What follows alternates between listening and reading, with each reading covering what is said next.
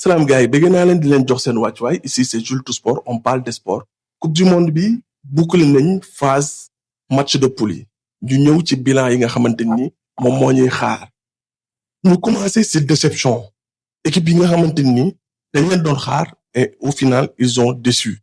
on commence par l'Uruguay gars yi bu Luis Suarez Uruguay bu Cavani ils ont déçu voilà seetaan ngeen ay matcham sûrement mais ils ont déçu et ils n'ont pas pu génn ci match de poule yi ci benn coupe du monde boo xamante ni meilleur troisième sax day génn voilà beneen équipe bi aussi Corée du Sud comme coupe d'Asie bi passé ni ñu décevoir les coéquipiers de Heung-min Son aussi ils ont déçu ñoom tamit réussiruñu génn match de poule yi voilà Sénégal aussi mën nañ ko boole ci déception yi parce que dañu ñëwoon en tant que champion d'Afrique avec une équipe de génération dorée des joueurs très talentueux mais malgré ça ñu am 2 défaites ci suñu première 2 matchs yi mais aussi 6 buts encaissés même bu fekkee après on a la chance de terminer 8e parmi les 8 meilleurs 3e mais c'est une déception Portugal aussi dama koy boole ci déception yi parce que Portugal ñu bëri dañ ko def favori ci coupe du monde bi mais ci poulam Ouzbékistan kese la ci gagné ñaari match nul la def ak Congo match nul def démb match nul ki nga xamante ni mooy Colombie même bu fekkente ni fin temps bi sax Colombie dugal na boo xam ne dañ ko war a valider sûrement donc mun naa jàpp que ni équipe yooyu noonu nekk nañ ay équipe yoo xamante ni dañoo décevoir ci seen parcours mu ñëw ci équipe yi nga xamante ni dañoo def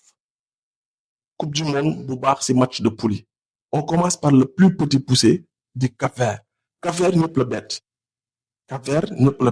Cap-Vert 2 buts rek la encaissé même bu fekkee 2 buts kese aussi la marqué mais ils ont réussi benn parcours bu exceptionnel kenn gagné ko ci poulam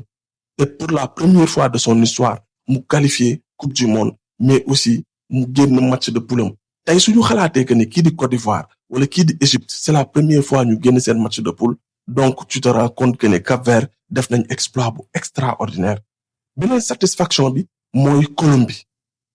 gars yi Colombie physique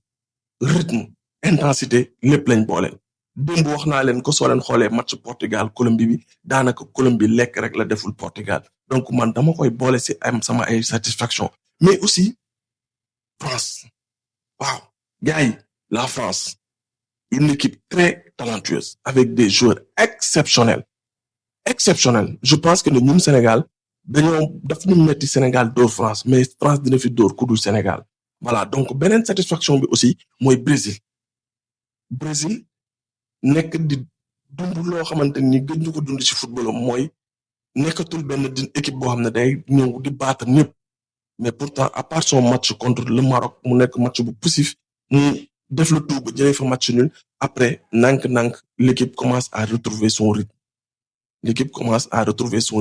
nank Pays-Bas aussi mu def un parcours moom tamit sans faute les Pays-Bas qui vont rencontrer le Maroc ñoom tamit nice voilà ñoom gérer nañ seen parcours ils se sont gérés et ils vont devoir affronter ñoom li nga xamante ni mooy Maroc donc beneen équipe bi nga xamante ni moom tamit satisfaction la ci man mooy Croatie mais bu fekkente ni contre Angleterre ils ont perdu lors du premier match après ils se sont débrouillés gérer nank ba ñu génn beneen équipe bi nga xamante ni aussi satisfaction la ci man mooy Ghana malgré que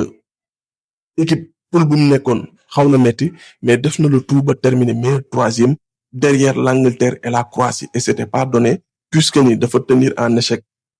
ki nga xamante ni mooy Angleterre après par la suite dóor Panama même bu fekkee après ñi nga xamante ni mooy Croatie da leen gagné ñoom aussi je pense que ne satisfaction la puisque ñu bëri xaaruñu leen woon pour ñu génn seen match de poule donc gars yi mi ngi noonu yéen ci commentaire yi wax leen ma ban équipe moo leen jox satisfaction ak ban équipe moo leen jox déception jaa ngeen jëf gars yi ici c'est Jules Tout Sport on parle de sport n'oubliez pas de vous abonner jaa ngeen jëf